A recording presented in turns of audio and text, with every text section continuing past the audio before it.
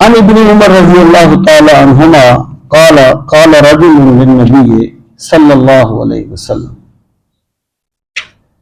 انی اخدع فی البیوت فقال اذا بایعت فقل لا خلابۃ وکان الرجل یقوله متفق علیہ. یہ حدیث بھی متفق علیہ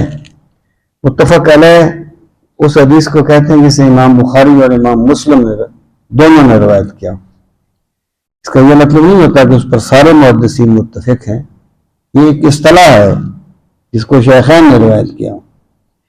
ابن عمر کہتے ہیں رضی اللہ تعالیٰ عنہ قال رجل من نبی، ایک آدمی نے رسول کریم صلی اللہ تعالی علیہ وسلم سے عرض کیا انی اخدع فی البیوت، کہ جب بھی میں کسی سے سودا کرتا ہوں تو میں دھوکہ کھا جاتا ہوں.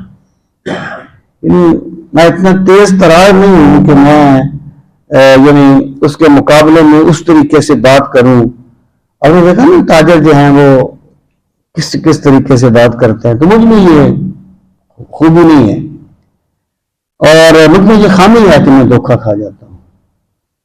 اور آپ یقین جانیں کہ بندے میں بہت سی خامیاں ہوتی ہیں، لیکن جو بندہ اپنی خامی کا اعتراف کر لیتا ہے وہ بہت اعلیٰ انسان ہوتا ہے.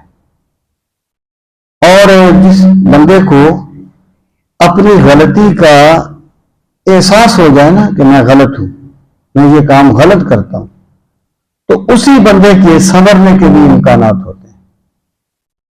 اگر ایک بندے نے اپنی غلطی کا احساس ہی نہیں کرنا وہ کبھی نہیں سمجھ سکتا. جس بندے کو اپنی کمی کا احساس ہی نہیں ہے وہ کبھی اسے کوئی نہیں سمجھا سکتا، کیونکہ وہ سمجھنا چاہتا ہی نہیں. تو یہ کمی تھی، انہوں نے کہا کہ مجھ میں یہ کمی ہے یا رسول اللہ صلی اللہ علیہ وسلم کہ میں بیع میں دھوکہ کھا جاتا ہوں. فقال، آپ نے فرمایا اذا بایعت فقل لا خلابۃ، کہ جب بھی تو بیع کرے، خرید و فروخت کرے، تو یہ کہا کر لا خلابۃ، کبھی دھوکہ نہیں ہوگا. مطلب کیا ہے؟